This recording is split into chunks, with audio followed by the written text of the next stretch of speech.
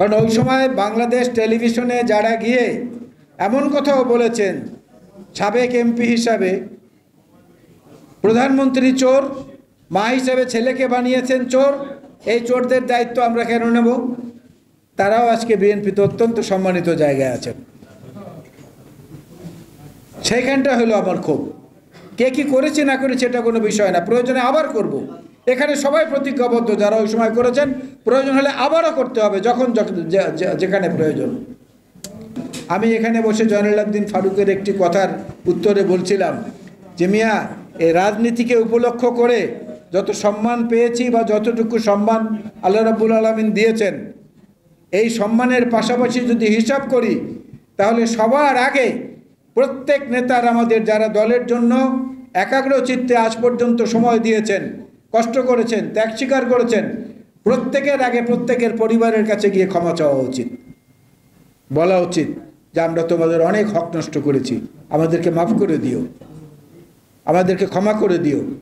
কারণ যখন এগুলো দেখি, ওই সময় যাদের কর্মকাণ্ড ছিল বিএনপিকে ধ্বংস করার, তাদের মধ্যে কেউ কেউ আজকের উজ্জ্বল পদপ্রদীপের আলোয় এসেছে, তখন মনে হয় যেন আমার পরিবারের প্রতি আমি অবিচার করেছি, অন্যায় করেছি, তাদের হক নষ্ট করেছি, তাদের কাছে আমার ক্ষমা চাওয়া দরকার। হাজী ইউসুফ এখানে নাম ঘোষণা করছিল, বারবার ভুল হচ্ছে। এই ভুলের জন্য এটাকে বড় করে দেখার কোনো দরকারই নেই। আমাকে এইবার এই দফায় সাজা দেওয়ার পরে কোর্টে আদালত থেকে যে কাগজের কপিটা গিয়েছে, সেখানে লেখা আছে সৈয়দ মোয়াজ্জেম হোসেন আলাল, পিতার নাম আলতাফ হোসেন চৌধুরী।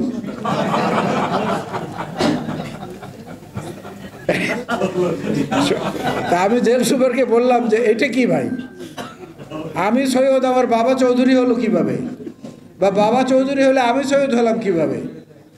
বলে স্যার, এটা তো কোর্ট থেকে আসছে, সম্ভবত আলতাফ হোসেন চৌধুরী সাহেবের আজকে কোর্ট ছিল, আপনাকে আজকেই আপনার সাজা হয়েছে, সম্ভবত ওইখান থেকে নামটা এলোমেলো করে দিয়েছে। এক জায়গা থেকে যদি এলোমেলো হয় তাহলে সেইটাকে ঠেকানো কিন্তু বড় মুশকিল।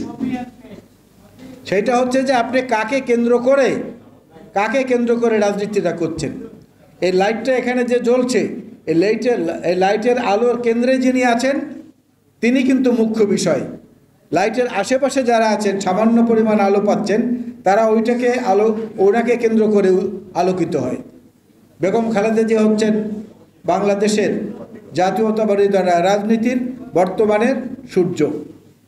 এই সূর্যের আলো থেকে ধার করে নিয়ে চন্দ্র, নক্ষত্র, গ্রহ, তারা, আমরা যারা আছি, আমরা আলোকিত হই।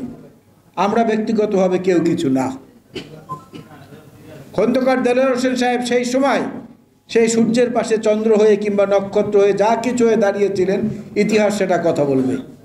কিন্তু ওনার সেই রিজু পদক্ষেপের যে দৃশ্যগুলো, হাতের ছড়িটা হাতে নিয়ে, একজন মাত্র লোক সাথে নিয়ে হরতালের মধ্যে শত শত পুলিশের সামনে থেকে নবাব সিরাজদৌল্লার স্টাইলে যেভাবে হেঁটে হেঁটে দলীয় কার্যালয়ে গেছেন, এর পরবর্তীতে আর কোনো নেতাকে আমরা এটা করতে দেখি নাই।